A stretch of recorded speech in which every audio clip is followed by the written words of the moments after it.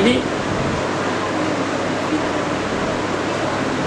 ప్రియమైన దేవుని సంఘమా, ఉదయకాలంలో యేసుక్రీస్తు ఘనమైన నామాన మీ అందరికీ శుభములు వందనాలు తెలియజేస్తూ ఈ ఆదివారం, ఈ మే నెల చివరి రోజు, చివరి ఆదివారం ప్రభు మనకిచ్చి మనల్ని దీవించినందుకు దేవదేవునికి కృతజ్ఞతాస్తులు చెల్లిస్తూ ఈ ఉదయకాలము మాతో పాటు మీరు ఆరాధించాలని మరి మేము ఆహ్వానిస్తున్నాం. ప్రభు చిత్తమైతే మరి జూన్ నెల 2వ ఆదివారం నుండి మనం మరల సంఘంలో కూడుకొని ఆరాధన చేయడానికి ప్రభు మార్గం సరళం చేశాడు. అందును బట్టి దేవునికి కృతజ్ఞతాస్తులు చెల్లిస్తూ ఈ ఉదయకాలము ప్రార్థన చేసుకుని మనము ఆరాధన కార్యక్రమాన్ని ప్రారంభించుకుందాం. ప్రార్థన చేసుకుందాం. మహోన్నతుడు తండ్రి, పరిశుద్ధుడు, మహోన్నతుడమైన దేవా, నీ పరిశుద్ధమైన ఘనమైన నామాన్ని ఉదయకాలం మరోమారు స్తుతించడానికి, ఘనపరచడానికి, ఆరాధించడానికి మీరు మాకిచ్చిన శ్రేష్టమైన తరుణాన్ని బట్టి వేలాది వందనములు స్తోత్రాలు చెల్లిస్తున్నా. మమ్మల్ని ప్రేమించి మీ కృపలో జ్ఞాపకం చేసుకున్నారు. ఇదిగో నాయన, ఈ 2020 సంవత్సరం మా ప్రభువా, మరి గత 3 నెలలుగా మా దేశమే కాక ప్రపంచవ్యాప్తంగా అనేకులను ఇబ్బంది పాలు చేస్తున్న, భయభ్రాంతులు చేస్తున్నటువంటి ఈ కరోనా తెగులు, కోవిడ్-19 నాయన, ఈ యొక్క మహమ్మారి అనేక జీవితాలను నాశనం చేసింది. అనేకులు మరణించారు, బాధించబడ్డారు, ఇబ్బందులు పాలయ్యారు, ఉద్యోగాలు పోయాయి, ఎన్నో ఇబ్బందులు. అయితే వాటన్నింటిలో నుండి కూడా మమ్మను మీ కృపలో, మీ బలిష్టమైన రెక్కల నీడలో మీరు భద్రపరుస్తూ మీరు నడిపిస్తున్న విధానాన్ని బట్టి వేలాది వందనములు స్తోత్రాలు చెల్లిస్తున్నా. ఈ ఉదయకాలంలో ప్రియమైన యేసయ్య, మీ ప్రియమైన బిడ్డలు నాయన మిమ్మల్ని ఆరాధిస్తూ ఉండగా ఆత్మతోనూ సత్యముతోనూ మేము మిమ్మల్ని ఆరాధించుటకు ఆత్మదేవ మమ్మల్ని అభిషేకించండి. ఈ స్థలాన్ని దీవించండి. వచ్చిన మీ ప్రజలను ఆశీర్వదించమని ఘనత, మహిమ, ప్రభావాలు మీకే ఆరోపిస్తూ యేసు పరిశుద్ధ నామములో ప్రార్థించి వేడుకుంటున్నాను తండ్రి, ఆమేన్. ఈ సమయంలో కొన్ని పాటలు పాడుకుంటూ ప్రభువును కనపరుద్దాం. మరి సహోదరి శాంతి, అలాగే డేజీ, ప్రియాంక మరి పాటలు పాడుతూ మన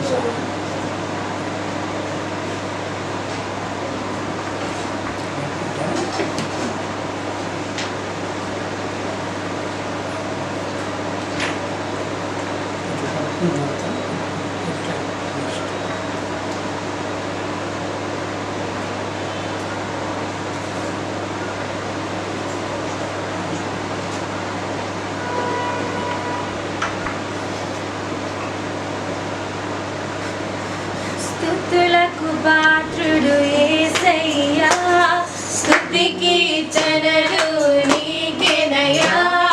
స్తుతులకు పాత్రుడు యేసయ్యా, స్తుతికి కీర్తనలు నీకేనయ్యా. మహిమకు పాత్రుడు ఆయనయ్యా, కీర్తియు ఘనతయు రాజునకే. పాడేదా ప్రభు సన్నిధిలో, ఆడేదా ప్రభు సముఖములో. చిన్ని బీజను పోలినే, చిన్ని బీజను పోలినే. పాడేదా ప్రభు సన్నిధిలో, ఆడేదా ప్రభు సముఖములో. చిన్ని బీజను పోలినే, చిన్ని బిడ్డను పోలినే. స్తుతి చెల్లించెద యేసయ్యా, మహిమకు పాత్రుడు మెస్సయ్యా. స్తుతి చెల్లించెద యేసయ్యా, మహిమకు పాత్రుడు మెస్సయ్యా. నిరతము పాడెద హల్లెలూయా,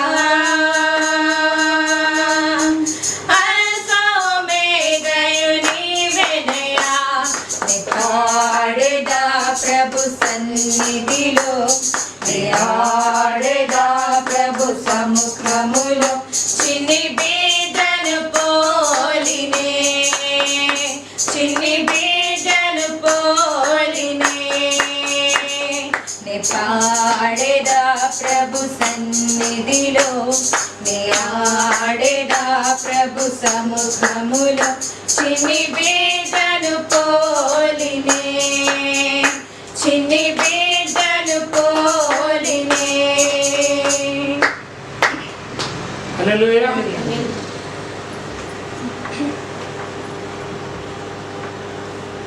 మనసున్న మంచి దేవా నీ మనసును నాకిచ్చావా మనసు మలినమైన నాకై మనిషిగా దిగి వచ్చావా మనసున్న మంచి దేవా నీ మనసును నాకిచ్చావా మనసు మలినమైన నాకై మనిషిగా దిగి వచ్చావా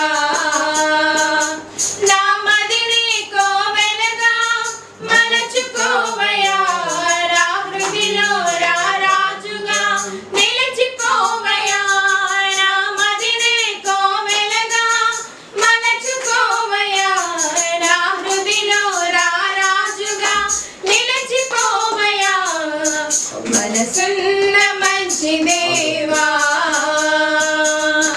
నీ మనసును నాకిచ్చావా మనసు మలినమైన నాకై మనిషిగా దిగి వచ్చావా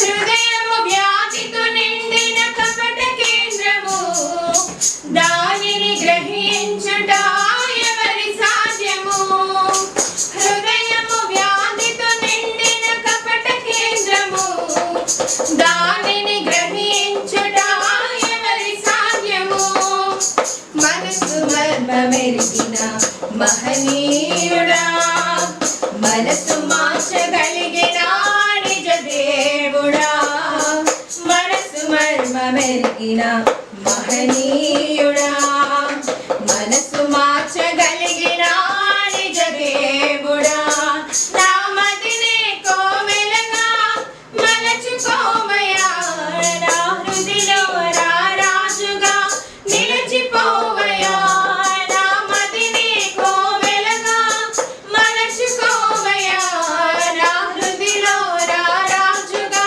నిలిచిపోవయా మనసున్న మంచి దేవా నీ మనసును నాకిచ్చావా మనసు మలినమైన నాకై మనిషిగా దిగి వచ్చావా చెంచల మనసాడించు బ్రతుకు బాటను వంచన చేసి నడుపున తప్పు బాటను చెంచల మనసాడించు బ్రతుకు బాటను వంచన చేసి నడుపున తప్పు బాటను అంతరంగమును పరిశీలించు యేసయ్యా స్థిర మనసుతో నీ దారిలో సాగనీవయ్యా అంతరంగమును పరిశీలించు యేసయ్యా స్థిర మనసుతో నీ దారిలో సాగనీవయ్యా నా మదిని కోవెలగా మలచుకోవయా నా హృదిలో రారాజుగా నిలిచిపోవయా నా మదిని కోవెలగా మలచుకోవయా నా హృదిలో రారాజుగా నిలిచిపోవయా మనసున్న మంచి దేవా నీ మనసును నాకిచ్చావా మనసు మలినమైన నాకై మనిషిగా దిగి వచ్చావా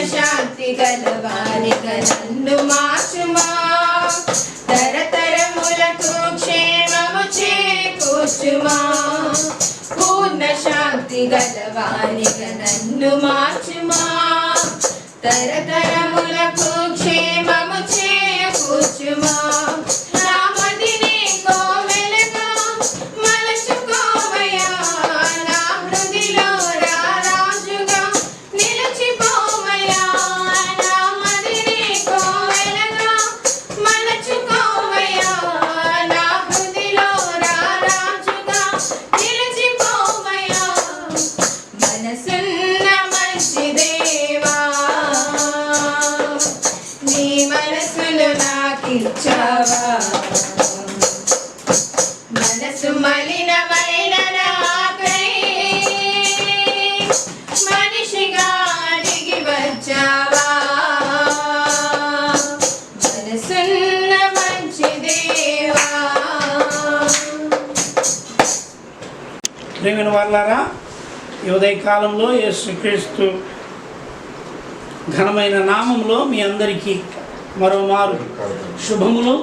మరి దైవ సన్నిధానానికి మిమ్మల్ని ఆహ్వానిస్తూ ఈ సమయంలో దేవుని యొక్క వాక్యంలో నుండి యోబు గ్రంథం 1వ అధ్యాయం 10 వచనాలని మరి పాస్టర్ ఫిలోమోన్ గారు మనకు చదువుతారు.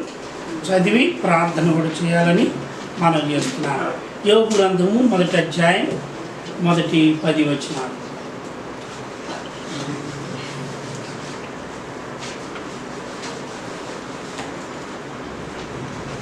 ఈ ఉదయకాలము ప్రభువైన యేసుక్రీస్తు పరిశుద్ధమైన నామములో మీ అందరికీ వందనాలు తెలియజేస్తున్నాను.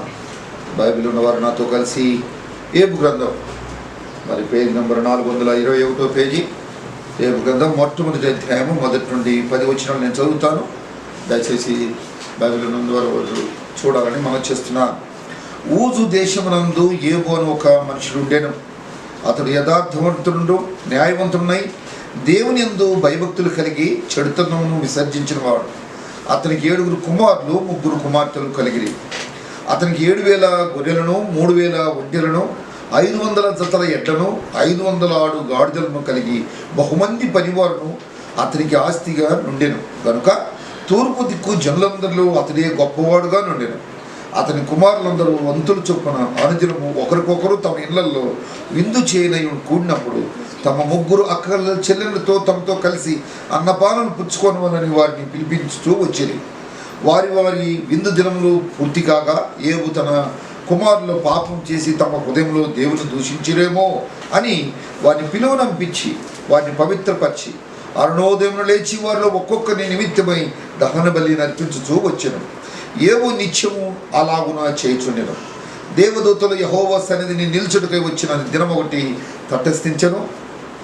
ఆ దినమున అపవాదేగువాడు వారితో కలిసి వచ్చెను. యెహోవా నీవు ఎక్కడి నుండి వచ్చితివని వారిని అడుగా అపవాది భూమి మీద ఇటు అటు తిరుగులాడుచు అందులో సంచరించుతూ వచ్చితనని యెహోవాకు ప్రత్యుత్తరం ఇచ్చెను. అందుకు యెహోవా నీవు నా సేవకుడైన యోబు సంగతి ఆలోచించితివా? అతడు యథార్థవంతుడును న్యాయవంతుడునై దేవుని యందు భయభక్తులు కలిగి చెడుతనమును విసర్జించిన వాడు భూమి మీద అతని వంటి వాడు లేడు అని అడుగ్గా అపవాది యోబు ఊరికే దేవుని యందు భయభక్తులు కలవాడాయనా? నీవు అతనికి అతని ఇంటి వారికి అతని కలిగిన సమస్తముకు చుట్టూ కంచి వేస్తూ కదా. నీవు అతని చేతి పనిని దీవించుండు చేతే అతని ఆస్తి దేశంలో బహుగా విస్తరించున్నదని అన్నదను. దేవుడి మాటలు దీవించుగాక. ప్రార్థన చేసుకుందాం. వాక్యం నిమిత్తమై ప్రార్థన చేసుకుందాం. మహాపరిశుద్ధుడైన తండ్రి, మహోన్నతుడైన దేవ, నీకు వందనాలు, స్తోత్రాలు, స్తుతులు చెల్లిస్తున్నాను. నన్ను మమ్మల్ని ప్రేమించి ఈ 2020 సంవత్సరం 5 మాసాలు మీ దయలో మమ్మల్ని జ్ఞాపకం చేసుకొని ఈ 5వ మాసం మా చివరి మా ప్రభు దినంలో ఉన్నాను. మీ చిత్తమైతే ప్రభా మీ కరుణ చూపిస్తే మీ వాక్యం ద్వారా నాయన మీ చల్లని రెక్కల నీడ కింద మేము బ్రతికుండగలిగితే మీ ఇదిగో తరి మరొక నూతన మాసంలో నిన్ను ఆరాధించుటకు మాకు మంచి సమయం ఇస్తున్నారని ఆశిస్తూ మీ సన్నిధిలో ప్రార్థిస్తున్నాను. నాయన ఇదిగో తండ్రి గత 75 దినాలుగా మరి భారతదేశమేమి, ఆంధ్ర తెలంగాణ రాష్ట్రాలేమి, భారతదేశం నుండి ప్రతి రాష్ట్రాన్ని నాయన భారతదేశ వ్యాప్తంగా తండ్రి ఇదిగో తండ్రి లాక్డౌన్గా ప్రకటింపబడి ఇదిగో తండ్రి కరోనా అనే మహమ్మారిని ఇదిగో ఈ మరణదూత ప్రపంచవ్యాప్తంగా సంచరిస్తూ నాయన మా మధ్య ఉండి నాన్న దానికి మేము ఇదిగో దాని బలి కాకుండా ఇదిగో యెహోవా నా కాపరి నాకు లేమి కలుగుదు అని భక్తులు ప్రార్థించిన రీతిగా తండ్రి మీరు మా కాపరిగా ఉండి మమ్మల్ని బ్రతికించిన విధానానికై వందనాలు స్తోత్రాలు చెల్లిస్తున్నారు. మరి ఈ సమయాన్ని చూడలేక ఎంతోమంది హాస్పిటల్ ఉన్నారు, ఎంతోమంది చనిపోయారు. ఈ 75 దినాలు లాక్డౌన్లో ప్రభు లక్షలాది మంది చనిపోయారు ప్రపంచవ్యాప్తంగా. మీరైతే మమ్మల్ని బ్రతికిస్తూ మమ్మల్ని జ్ఞాపకం చేసుకొని మమ్మల్ని మీ కృపలో భద్రపరిచి ఇదిగో తండ్రి ఈ ఉదయకాలం నిన్ను ఇలాగ స్తుతించడానికి ఈ ఉదయకాలం మా హృదయపూర్వకమైన స్తుతులు స్తోత్రాలు నాయన మా కృతజ్ఞత అర్పణలు మీకు చెల్లించడానికి మీరు మాకు ఇచ్చిన శ్రేష్టమైన మీ సన్నిధిని బట్టి మీకు స్తుతులు స్తోత్రాలు చెల్లిస్తున్నాను. ఎక్కడ 2-3 కూడి ఉన్నారు వారి మధ్య నేను ఉన్నానని చెప్పిన తండ్రి ఈ ఉదయకాలం మా మధ్య మీరు నివసిస్తున్నారని నమ్ముతున్నాను. మీ వాక్కులు మాకు దయచేయండి తండ్రి. చదవబడిన వేదవాక్యాన్ని దీవించండి. మీ బిడ్డలు ఇంతవరకు చక్కగా మీరు ఇచ్చిన స్వరాలను బట్టి వారు నేను స్తుతించారు, పాటల ద్వారా మహింపరిచారు. అందరిని బట్టి మీకు స్తోత్రాలయ్యా. వాక్యమైన దేవా చదవబడిన వారి వాక్యాన్ని దీవించండి నాయన. ఇదిగో తండ్రి నిలబడుతున్న మీ దాసుని మీ ఆత్మశక్తితో నింపి బలమైన మీ వాక్కులు మాకు ప్రసాదించమని వేడుకుంటున్నాను నాయన. ఏ మాటలైతే మా అందరికీ అవసరమైతే ఉన్నాయో ఆ మాటలు మా జీవితాలకు ఇదిగో తండ్రి అనువదించుకుంటూ ఆత్మీయమైన జీవితాన్ని అభివృద్ధి పరుచుకుంటూ ఈ లోకంలో మేము సంచరిస్తుండగా మాకు హెచ్చరికగాను క్రమపరచుకోవడం శ్రేష్టమైన మీ శక్తి కలిగిన మీ లేఖనాల్లో నుండి ప్రభా మీ ఆత్మదేవ మా మధ్య సంచరించి మీ భక్తుల్ని ప్రభా మీ ఆత్మతో నింపి మీ యొక్క లేఖన సత్యాలు మాకు బోధించమని వేడుకుంటున్నాను. ఈ కోరిక ప్రారంభం నుండి చివరి వరకు మీ అధ్యక్షులు మీరు నడిపిస్తున్న కొందనాలు ఇదిగో తండ్రి నాయన ప్రభా. ఈ యొక్క ఫేస్బుక్ ద్వారా యూట్యూబ్ ద్వారా ప్రభా చూస్తున్న ప్రతి బిడ్డలను మీరు ఆశీర్వదించి దీవించమని యేసుక్రీస్తు ఘనమైన పరిశుద్ధమైన నామంలో ప్రార్థించి వేడుకుంటున్నాం తండ్రి.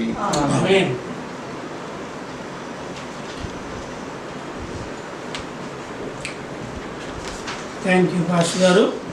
ప్రేమిన వాళ్ళారా, ఈ ఉదయకాలము మరి ఒకసారి ప్రభు మనకి ఇచ్చిన సమయాన్ని బట్టి అందరం ఒకసారి దేవుని స్తోత్రం చెప్దామా?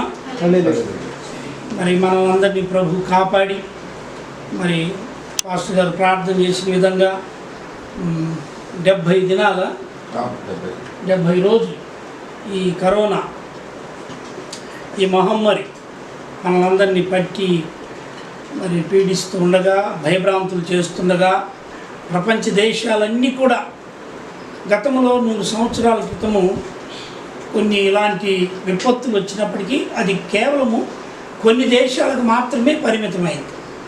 కానీ ఈసారి ఇది మాత్రం ప్రపంచం దేశాలన్నీ కూడా, చిన్న దేశమేమి పెద్ద దేశమేమి అన్ని దేశాలు కూడా మరి భయభ్రాంతులు చేసినటువంటి ఈ మహమ్మారి అయితే దేవుడు తన యొక్క కృపలో జ్ఞాపకం చేసుకుని తన యొక్క ఆశీర్వాదములు దీవెనలు మనందరిపై కుమరిస్తూ రావడాన్ని బట్టి దేవదేవునికి వందనాలు చెల్లిస్తున్నాం. ఈ 70 దినాల్లో దేవుడు మనకు ఏ కీడు చేయలేదు, ఏ మేలు చేయకుండా ఆయన మానలేదు. నమ్మిన వాళ్ళంతా ఆమేన్ చెప్పండి. కనుక ప్రభు కృపగలవాడు, దీవించే దేవుడు, ఆశీర్వదించే దేవుడు. కనుక ఈ ఉదయకాలము చదవబడినటువంటి వేద భాగాన్ని మీరు కూడా తీసినట్లయితే యోబు గ్రంథం 1వ అధ్యాయం 10వ వచనాన్ని మరలా చదువుకుందాం. 10వ వచనాన్ని చదువుకుందాం. నీవు అతనికిని అతని ఇంటి వారికిని అతనికి కలిగిన సమస్తమునకును చుట్టూ కంచె వేస్తుంది కదా. నీవు అతని చేతి పనిని దీవించుచుండుట చేత అతని ఆస్తి దేశములో బహుగా విస్తరించి ఉన్నది. ప్రేమైన దేవుని బిడ్డలారా, ఈ యొక్క వచనాన్ని మనం గమనించినట్లయితే సాతాను చెప్తున్నటువంటి ఒక శ్రేష్టమైన మాట. సాధారణంగా సాతాను మంచి మాటలు చెప్పడు, వాడు మనల్ని డిస్కరేజ్ చేయడానికి చెప్తాడు, ప్రోత్సహించడు. వాడు ఎప్పుడూ మనల్ని బోల్తా కొట్టించాలని చూస్తాడు. ఏదైనా మనములో ప్రవేశించి సాతాను అడిగిన ప్రశ్న ఏంటి తెలుసా? దేవుడు చెప్పిన దాన్ని కాస్త అనుమానాలు రేకెత్తించేటట్టు, ఇది నిజమా అంటే కానట్టు. దేవుడు ఇట్లా చెప్పాడంట కదా అనలే, ఇది నిజమా, మీరు ఆ పండు తింటే చనిపోతారా అంటే హవ్వ ఇంకొంచెం దానికి కాస్త తాలింపు పెట్టిందాం కదా, మసాలా కలిపి అసలు ముట్టకూడదని కూడా చెప్పాడు యేసయ్య. ఏమనుకుంటున్నావు అన్నట్టు చెప్పారు. కానీ దేవుని మాటల కంటే పరుల మాటలు ప్రియమైన వాళ్ళరా కొంతమందికి చాలా రుచికరంగా ఉంటాయి.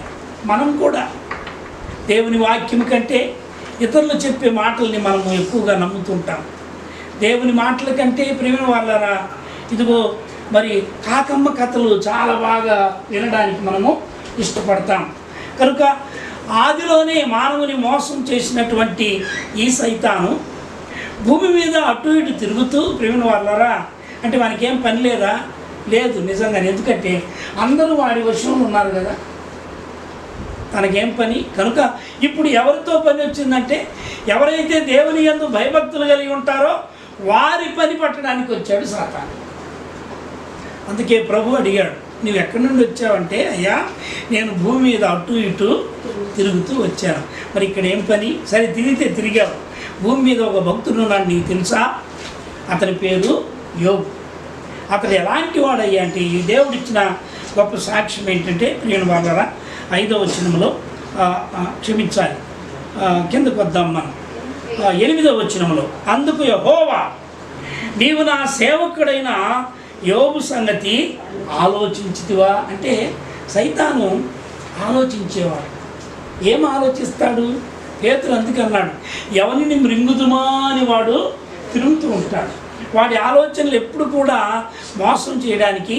యేసు ప్రభు వారు మాట్లాడుతూ 10వ అధ్యాయం యోహాను సువార్తలో అన్నాడు, వాడు దొంగ, దోచుకునేవాడు, వాడు అబద్ధికుడు అంటూ మాట్లాడారు. కనుక ఆలోచిస్తాడు ఏ విధంగా మోసం చేయాలని. అందుకే పౌలు భక్తుడు అన్నాడు, మనము సాతాను యొక్క కుట్రలను కుతంత్రములను ఎరుగని వారము కాము.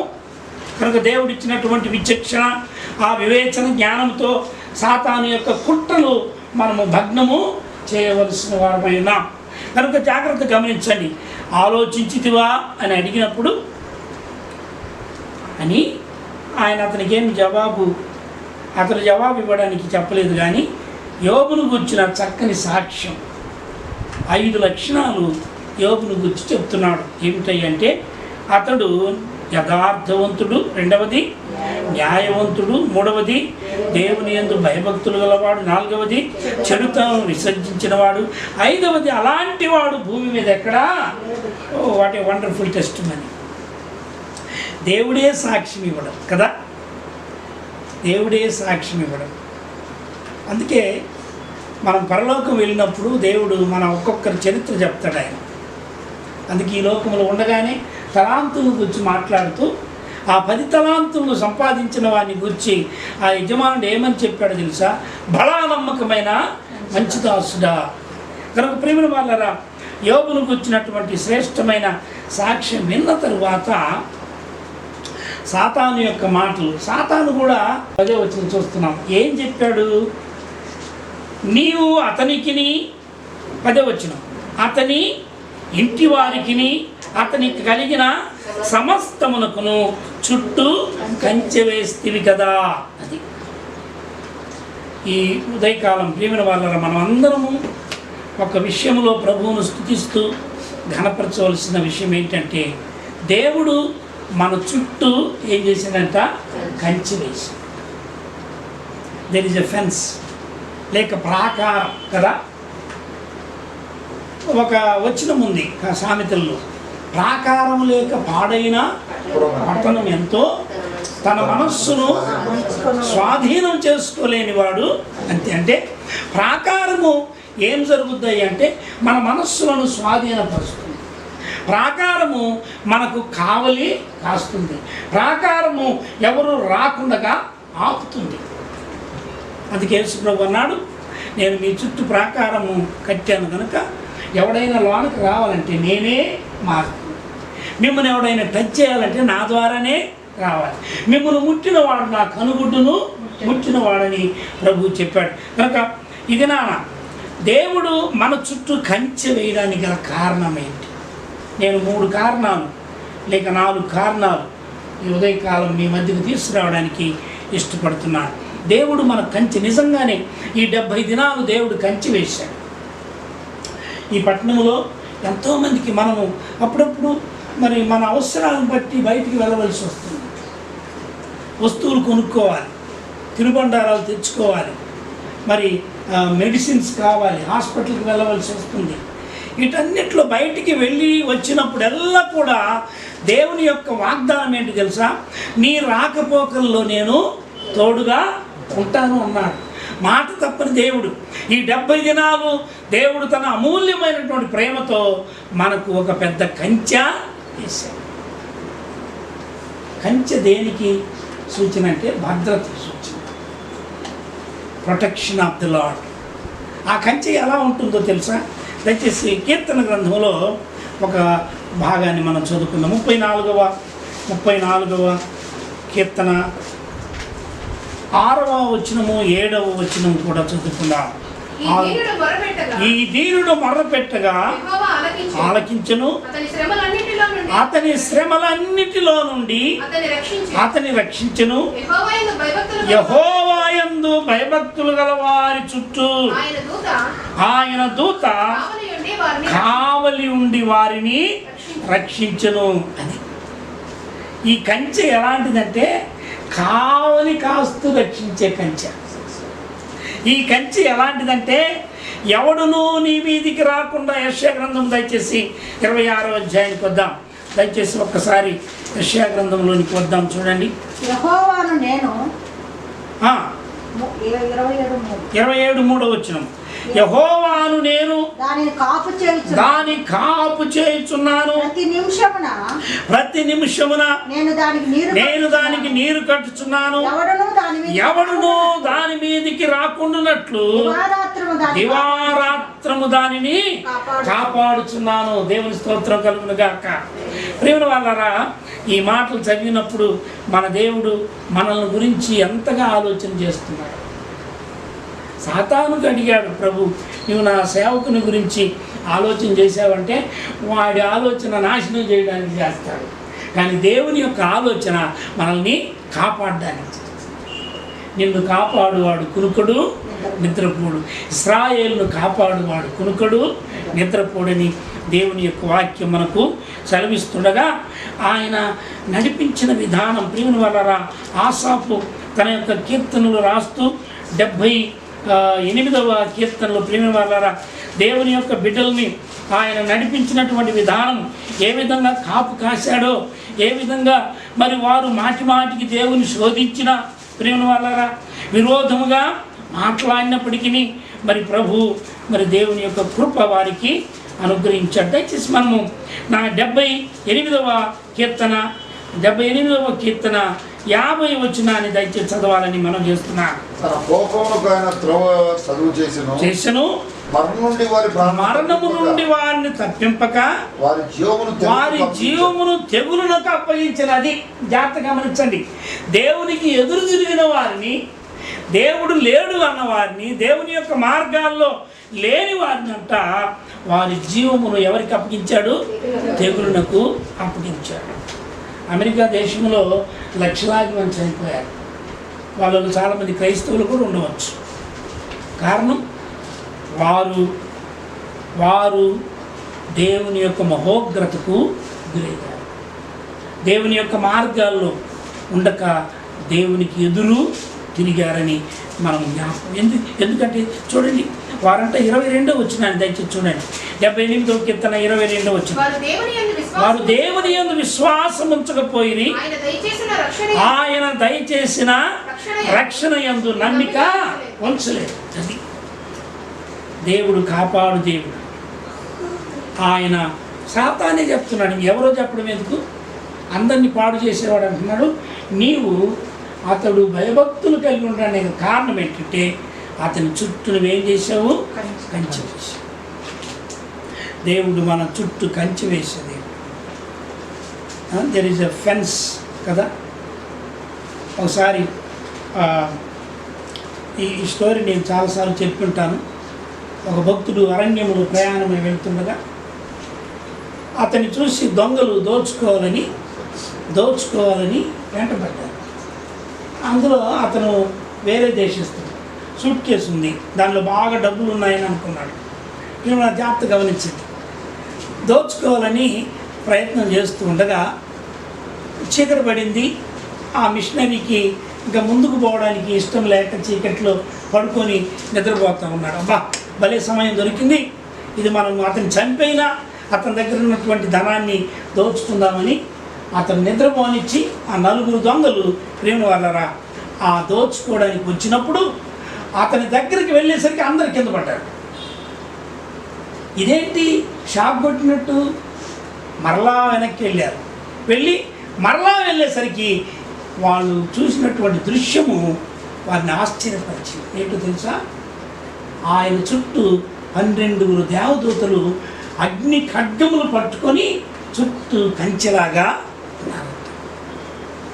వాళ్ళరా దేవుని యొక్క ఆశ్చర్యమైన క్రియ. దానియేలును సింహోద్భవంలో ఏమండి మామూలుగా గుంటలో వేసినప్పుడు ఇప్పుడు మనకి ఇక్కడే గాలి సరిగా రాక మనం ఊపుకుంటున్నాం కదండి. ఫ్యాన్ ఫుల్గా పెడితే మళ్ళీ సౌండ్ సరిగా రాలేమని అనుకుంటున్నాం. కానీ గుంటలో పడ్డప్పుడు ఎలా ఉంటుంది చెప్పండి.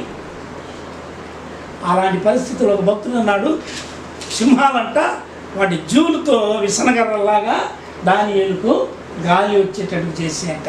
దేవుని స్తోత్రం కలుగును గాక. ప్రేమ వాళ్ళరా ఇక్కడ యోబును దేవుడు కంచె వేసి తన ఇంటి వారికి అతని కలిగిన సమస్తమునకు అతనికి కంచె వేసి అతని చేతి పని దీవించడానికి గల కారణాలు 4 కారణాలు మనం చూసుకొని ముగించుకుందాం. మొట్టమొదటిగా ప్రియమైనటువంటి వాళ్ళరా మొదటి కారణము మనము మరి ఇక్కడ గమనించినట్లయితే 5వ వచనాన్ని చదవాలని మనం చేస్తున్నాను. వారి విందు దినములు పూర్తి కాగా యోబు తన కుమారులు పాపము చేసి తమ హృదయములలో దేవుని దూషించురేమో అని వారిని పిలువనంపించి వారిని పవిత్రపరచి అరుణోదయమున లేచి వారిలో ఒక్కొక్కరి నిమిత్తమై దహన బలి అర్పించుతూ వచ్చెను. యోబు నిత్యము అలాగున చేయుచుండెను. ఎంత శ్రేష్టమైనటువంటి మాట. తన కుటుంబం ఎల్లప్పుడూ దేవుని పట్ల ఏ తప్పిదము చేయకూడదని రెండు వాళ్ళరా యోబు చేసినటువంటి పని ఏంటో తెలుసా, వారిని పవిత్రపరచి. కుటుంబ జీవితంలో వ్యక్తిగత జీవితంలో దేవుడు నిన్ను నన్ను దీవించాలంటే మొట్టమొదటి మెట్టు పవిత్రత, పరిశుద్ధత. హెబ్రీ గ్రంథకర్త రాస్తుంటాడు, పరిశుద్ధత లేకుండా ఎవడు దేవుని చూడలేడు. మనము వెంట తొక్కి కాళ్ళు కడుక్కోకుండా ఇంట్లోకి రాగలమా? రాలేం కదా. కడుక్కొని శుభ్రపరచుకొని వస్తాం. అలాగే ప్రియుని వాళ్ళరా దేవుని సన్నిధికి రావాలంటే, పరలోకంలోనికి చేరాలంటే ప్రియుని వాళ్ళ తప్పక మన జీవితాలను కడుక్కోవాలి, మన హృదయాలు కడుక్కోవాలి, మన ఆలోచనలు కడగబడాలి. సమస్తము యేసు క్రీస్తు యొక్క రక్తము ద్వారా ఆయన మనల్ని పవిత్రపరుస్తాడు. అందుకే 1 యోహాను పత్రిక 1వ అధ్యాయం 9వ వచనాన్ని చదవండి దయచేసి త్వరగా. 1 యోహాను పత్రిక 1వ అధ్యాయం 9వ వచనంలో ఈ విధంగా రాయబడి ఉంది, మన పాపములను మనము ఒప్పుకొని ఎడల నమ్మదగిన వాడును నీతిమంతుడును గనుక క్షమించి సమస్త దుర్నీతి నుండి మనలను పవిత్రులనుగా చేయును. ప్రియుని వాళ్ళది ఎంత శ్రేష్టమైన మాట. పవిత్ర జీవితం. యోబు తన కుమారులు 7 కుమారులు 3 కుమార్తెలు వారి విందు దినాల్లో ఒకవేళ ఆ విందు మత్తుగా ఉన్నప్పుడు దేవుడు లేడు, మా నాన్న సంపాదించాడు, ఇదంతా చూడు మనం బాగా ఎంజాయ్ చేస్తున్నామని ఒకవేళ దేవుని మర్చిపోతున్నారేమో కదా. పెద్దలు ఒక మాట అన్నారు, ధనమెచ్చిన మదమెచ్చిన మత్సరం మెచ్చినది. దేవుని ఎవడు దేవుడు అని అంటారు చాలామంది కదా. లూకాసు సువార్త 12వ అధ్యాయంలో వాని భూమి బాగా పండి విస్తారమైన పంట వచ్చినప్పుడు ఏమన్నాడు తెలుసా, నా ప్రాణమా తినుము త్రాగుము, అంతే. దేవుడు లేడు, పక్కోడు లేడు, ఎవడు లేడు. జాగ్రత్త సుమా. ఈ ఉదయకాలంలో దేవుడు అంటున్నాడు, నిన్ను కూడా నీ చుట్టూ కంచె వేస్తాను, నీ చేతి పని నేను ఆశీర్దిస్తాను. యోబును దీవించినట్లు నేను నిన్ను కూడా దీవిస్తాను. అయితే ఎప్పుడు నీవు పవిత్రంగా బ్రతికినప్పుడు.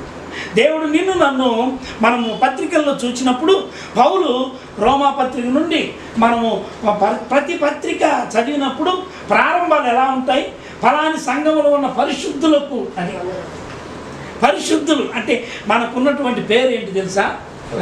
We are holy and elected. కొన్ని వచనాలు చదువుకున్నాం, దయచేసి త్వరగా క్రైస్తవులుగా. రోమా 8:29 చదవండి. మరొకటి 1 తెస్సలోని పత్రిక 4:7 వచనం ఒకరు చదవండి. తర్వాత ఎఫెసు పత్రిక 4:24. ఈ 3 వచనాల్లో శ్రేష్టమైనటువంటి తన కుమారుడు అనేక సహోదరులలో జ్యేష్ఠుడగునట్లు దేవుడు ఎవరినిగా ముందు ఎరిగెనో వారు తన కుమారునితో స్వరూప్యము గలవారొకటకు తన కుమారునితో స్వరూప్యము గలవారొకటకు వారిని ముందుగా నిర్ణయించెను. మరియు ఎవరిని ముందుగా నిర్ణయించెనో వారిని పిలిచెను. ఎవరిని పిలిచెనో నీతిమంతులుగా తీర్చెను. మహింప. ఈ ప్రాసెస్ అంతా కూడా తన కుమారుని స్వరూప్యం అంటే అర్థం ఏంటండి? దేవుని యొక్క లక్షణాలు చెప్పండి, చెప్పాలి. దేవుడు ఎలాంటి వాడు? దేవుడు ఎలాంటి వాడు? మరి యెషయా గ్రంథం 6వ అధ్యాయంలో ఆ దర్శనం చూసినప్పుడు దేవదూతలు ఏమంటున్నారు? దేవుణ్ణి పరిశుద్ధుడు పరిశుద్ధుడు పరిశుద్ధుడు. దేవునికి ఉన్నటువంటి గుణలక్షణాల్లో శ్రేష్టమైన లక్షణం ఏంటంటే గాడ్ ఈజ్ హోలీ. మనము ఆంధ్ర క్రైస్తవ కీర్తనలో ఒక పాట ఉంది, శుద్ధి శుద్ధి శుద్ధి. యాక్చువల్లీ ఆ మాట శుద్ధి కాదు, హోలీ అన్నప్పుడు పవిత్రత. హోలీ హోలీ హోలీ ఇంగ్లీష్లో ఆ పాట. కనుక దేవుడు పరిశుద్ధుడు. మనం కూడా ఎలా ఉండాలంట? ఎస్. 1 పేతురు పత్రిక 1వ అధ్యాయం 13 వచనం చదవండి, త్వరగా చదవాలి. 1 పేతురు పత్రిక, నేను పరిశుద్ధుడై ఉన్నాను కనుక మీరు ఏమై ఉండాలి? మీరు పరిశుద్ధులై ఉన్నారు కనుక. ఒకరి తండ్రి ఇంటి పేరు ఫలాంటి అయితే కుమారులకు కూడా అదే ఇంటి పేరు వస్తుంది. కనుక దేవుడు పరిశుద్ధులైతే ఆయన నమ్ముకున్న బిడ్డలు ఏమై ఉండాలి? మామిడి పండు ఖచ్చితంగా తీయగా ఉండాలి. పచ్చిగా ఉంటే పొలం ఉంటుంది, అది పండినప్పుడు తీయగా ఉంటుంది. ఒకవేళ అటు ఇటు కాకుండా ఉందంటే అదేదో మిస్టేక్ జరిగింది. చాలాసార్లు మనము పౌడర్ చల్లిన మామిడి పండులాగా ఉంటాం. మనం అది వగరన్నా ఉంటుంది, ఒకవైపు ఏమో పండి ఉంటుంది, మరోవైపు ఏమో పండకుండా ఉంటుంది. క్రైస్తవ జీవితాలు కూడా అలా ఉన్నాయి. ఆదివారం మాత్రం మనం పరిశుద్ధంగా ఉంటాం, మిగతా రోజులను ఇష్టానుసారంగా ఉంటున్నాం. కనుక అలా కాదు. దేవుడు మన చుట్టూ కంచె వేయాలంటే, దేవుడు మనల్ని కాపాడాలంటే ప్రియమైనటువంటి వారా, ఇదిగో ఈ యొక్క ఉదయకాలం మనం గమనించవలసిన మొదటి సంగతి ఏంటంటే పరిశుద్ధత. ఈ పరిశుద్ధతకు చోటిచ్చే దానియేలు తన యొక్క నపుంసకుల అధిపతి అంట, అయ్యా రాజుగారి భోజనం అది పంచభక్ష పరమాన్నాలు కావచ్చు, బట్ వీ డోంట్ వాంట్. అవి తిని మమ్మును మేము ఏం చేసుకోము? అపవిత్రము. పవిత్రమైన మేము అపవిత్రముగా ఉండడానికి మాకు ఇష్టము లేదు. కనుక ప్రేమ వాళ్ళరా, పవిత్రమైన జీవితాలు. అందుకే మన దేహములు కూడా దేవుని యొక్క పరిశుద్ధాత్మకు నిలయమై ఉన్నాయి. పరిశుద్ధత లేకుండా పరిశుద్ధాత్మ దేవుడు మనలో జీవించలేడు. కనుక ప్రేమ వాళ్ళరా, మొట్టమొదటిగా పరిశుద్ధత. దీనికి వచ్చి 2 వచనాలు కూడా నేను చెప్పాను, చదవండి. 1 తెస్సలోని పత్రిక 4:7 ఏమని రాయబడింది? త్వరగా చదవాలి. 1 తెస్సలోని పత్రిక 4వ అధ్యాయం 7వ వచనంలో ఈ విధంగా, పరిశుద్ధులగుటకే దేవుడు మనల్ని పిలిచెను గాని అంతండి. దేవుని యొక్క పిలుపులోనే పరిశుద్ధత ఉంటే లేదు అలా కాదు.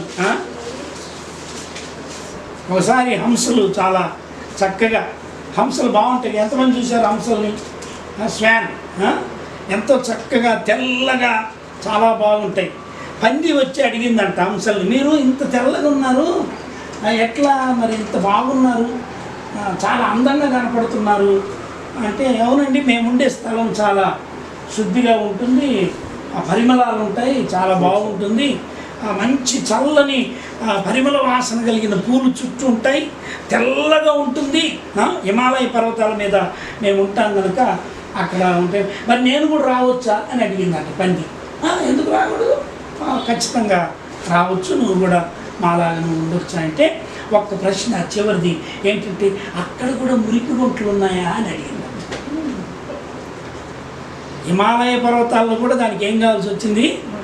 నేను వాళ్ళ దేవుని బిడ్డలమైన మనము చాలాసార్లు మురికి గుంటల్లోనే ఉంటున్నాము. ఇంకా పేరుకు మాత్రం క్రైస్తవులు అని చెప్పుకుంటున్నాం, కానీ ఆ అపవిత్రతను ఇంకా విడిచిపెట్టలేకుంటున్నాం. కనుక ఈ ఉదయకాలం ప్రభు మనల్ని హెచ్చరిస్తున్నాడు.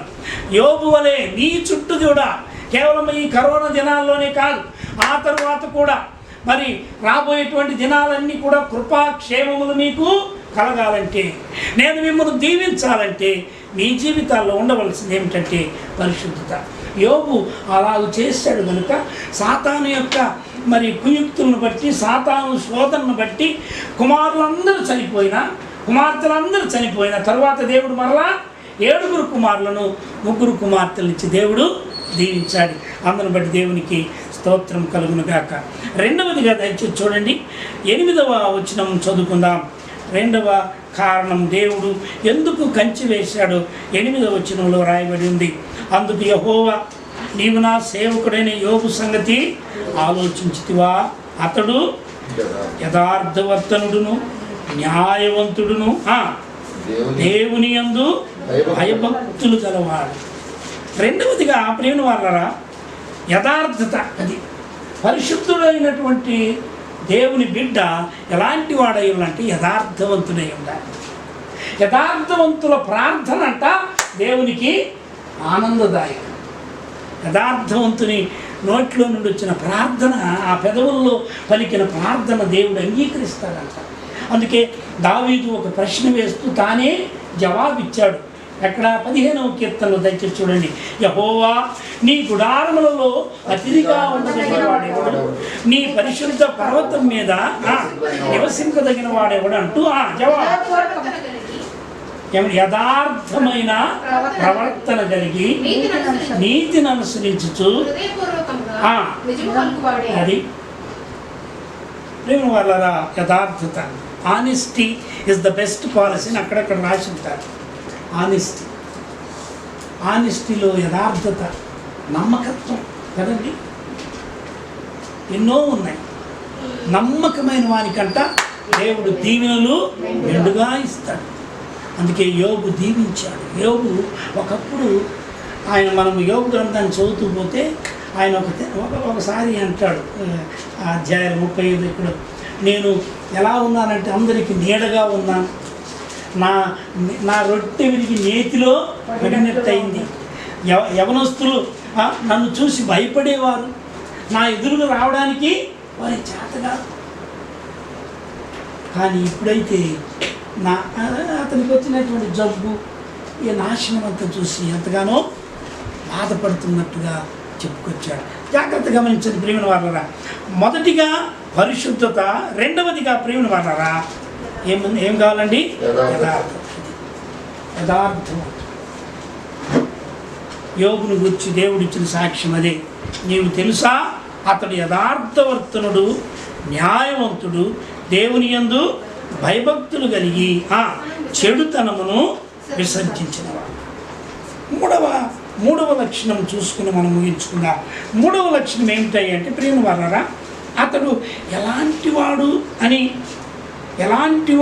అని ఒకవేళ చూస్తే 11-12 వచనాల్లో సాతాను చెప్పిన మాటలు విందాం.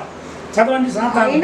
అయినను నీవిప్పుడు నీ చేయి చాపి అతనికి కలిగిన సమస్తమును మొత్తిన ఎడల అతడు నీ ముఖము ఎదుటనే దూషించి నిన్ను విడిచిపోవు అని యెహోవాతో అనగా యెహోవా, ఇదిగో అతనికి కలిగిన సమస్తమును నీ వశములో ఉన్నది, అతనికి మాత్రం ఏ హానియు చేయకూడదని సెలవీయగా యెహోవా సన్నిధి నుండి బయలువెళ్ళి. సో వెళ్ళినవాడు మొత్తం నాశనం చేశాడు కదా. అతనికి ఉన్నటువంటి ఆస్తి ఎంతండి? 7,000 గొర్రెలు, 3,000 ఒంటెలు, 500 జతల ఎడ్లు, 500 ఆడుగాడిదలు, బహుమంది పనివారు అతనికి ఆస్తిగా. తూర్పు దిక్కు దేశంలో అంత ధనవంతుడు లేనే లేడు. కానీ మనము 13వ వచనం నుండి 13వ వచనం నుండి 19వ వచనం వరకు చూసినట్లయితే ఈ 6-7 వచనాల్లో మొత్తం నాశనమైంది. అయినప్పటికీ దేవుడు విడిచిపెట్టాడా? స్నేహితులు వచ్చి ఏమన్నారు తెలుసా? నువ్వు ఎంత దుర్మార్గుడు అయితే ఈ భక్తిని ముసుగేసుకున్నావేమో, అందుకే దేవుడు నిన్ను ఈ విధంగా చేశాడు. నీ నీతికి తగ్గట్టు దేవుడు నిన్ను దీవించడా? నీవు నీతివంతుడు అయితే అని ప్రశ్నించారు. వాళ్ళకి అర్థం కాలేదు యోబు సంగతి. కానీ యోబు యొక్క జీవితంలో మొదటిది పరిశుద్ధత, రెండవది యథార్థత అయితే మూడవది ప్రియమైన వారలారా స్థిరత్వం. అతడు తాను నమ్మిన దేవుని పట్ల స్థిరంగా ఉన్నాడు. చూద్దాం ఎక్కడ ఏమంటున్నాడు మరి యోబు. మొదటి 21వ వచనం చదవండి. 21వ వచనం, 20వ వచనం చదివితే యోబు లేచి తన పై వస్త్రమును చింపుకొని తల వెంట్రుకలు కొరిగించుకొని నేల మీద సాష్టాంగపడి నమస్కారం చేసి ఇట్లా నేను నా తల్లి గర్భం నుండి దిగంబరినై వచ్చి తిని దిగంబరిగా అక్కడికి తిరిగి వెళ్ళెదను. యెహోవా ఇచ్చెను, యెహోవా తీసుకొని యెహోవా నామమునకు స్తుతి కలుగును గాక. ఈ సంగతులలో ఏ విషయమందును యోబు ఏ పాపమును దేవుడు అన్యాయము చేసినని చెప్పలేదు. మనం ఎన్నిసార్లు చెప్పుకుంటాం ఈ మాట.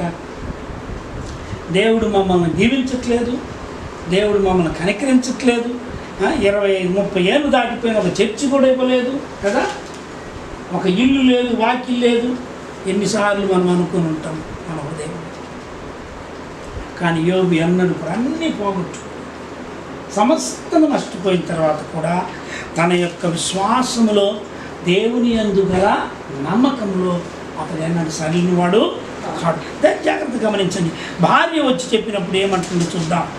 భార్య వచ్చి 2వ అధ్యాయం 2వ అధ్యాయము 8-9 వచనాలు 8-9 చదవండి.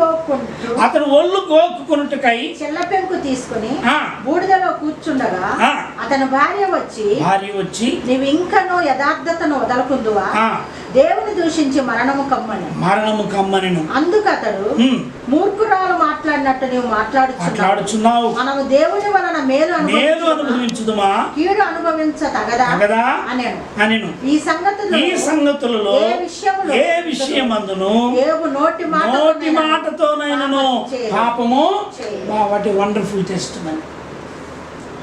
అంతా ఇక్కడ మనము ఈ 6వ వచనం నుండి చదివితే సాతాను మరలా వచ్చి తను ముట్టినప్పుడు నడుకొని నడినెత్తివర బాధగల కురుపులతో యోబును మొత్తినప్పుడు అతను చిల్ల పెంకు తీసుకుని బూడిదలో కూర్చున్న ఆ సమయంలో కూడా దేవుని పట్ల తన విశ్వాసం సడలనే లేదు.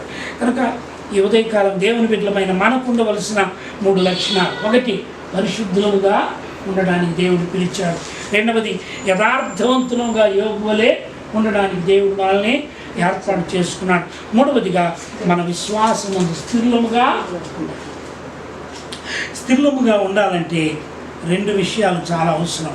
మొదటిది ఏంటంటే ప్రార్థనా జీవితం, 2వది ఏంటంటే సహవాస జీవితం.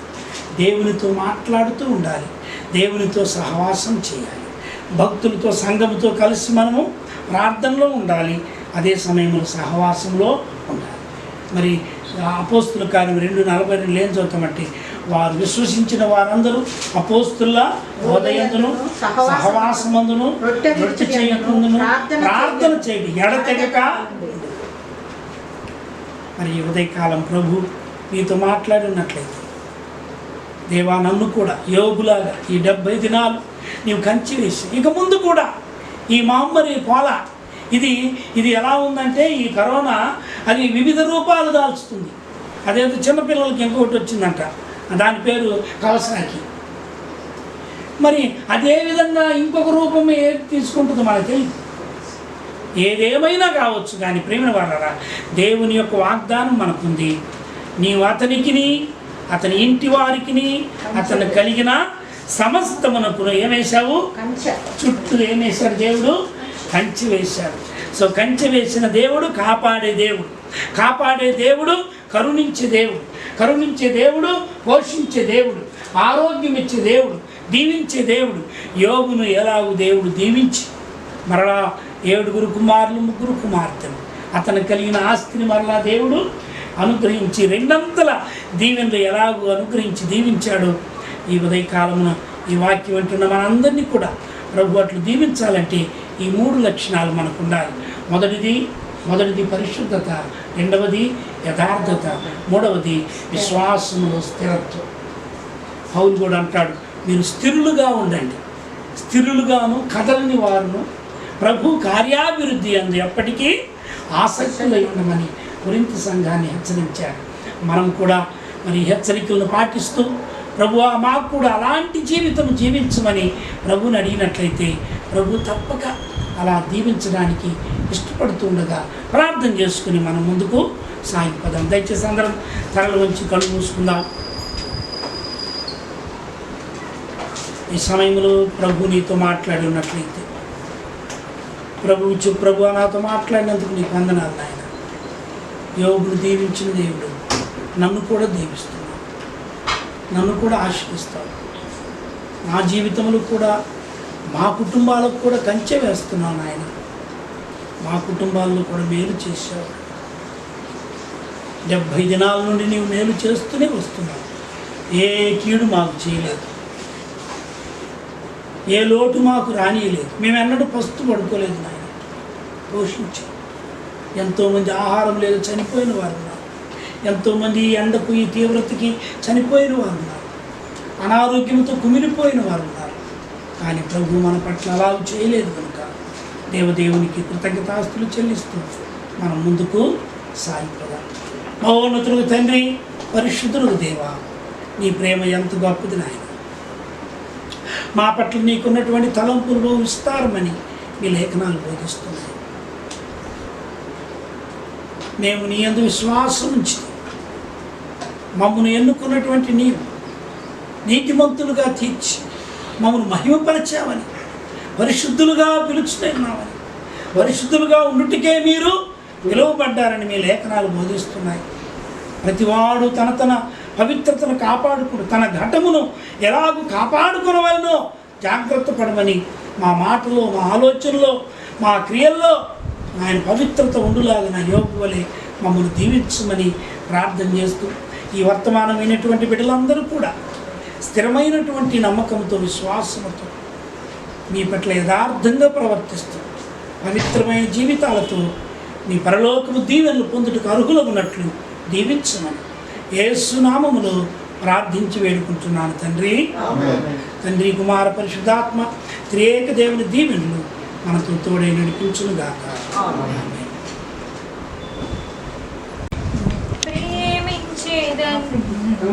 అధికముగా ఆరాధింతున్ శక్తితో ప్రేమించేదన్, అధికముగా ఆరాధింతున్ శక్తితో నా పునమలముతో ఆరాధింతున్, నా పున శక్తితో సేవించేదన్, నా పునమలముతో ఆరాధింతున్, నా పున శక్తితో సేవించేదన్.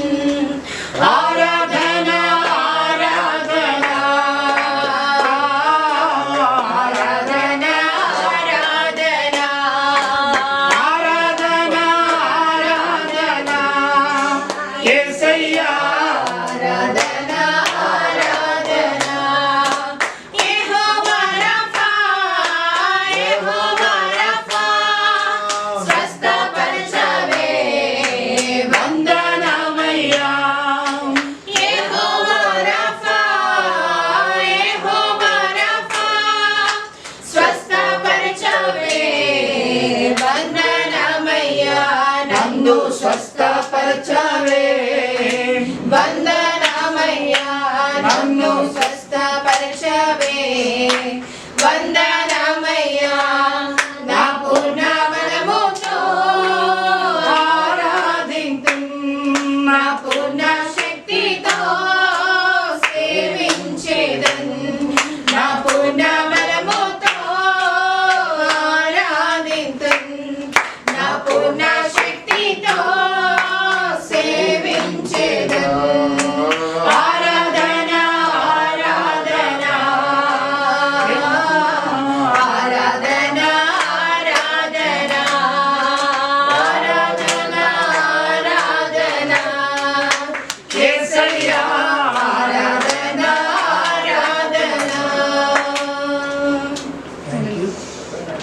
కానుకల్ని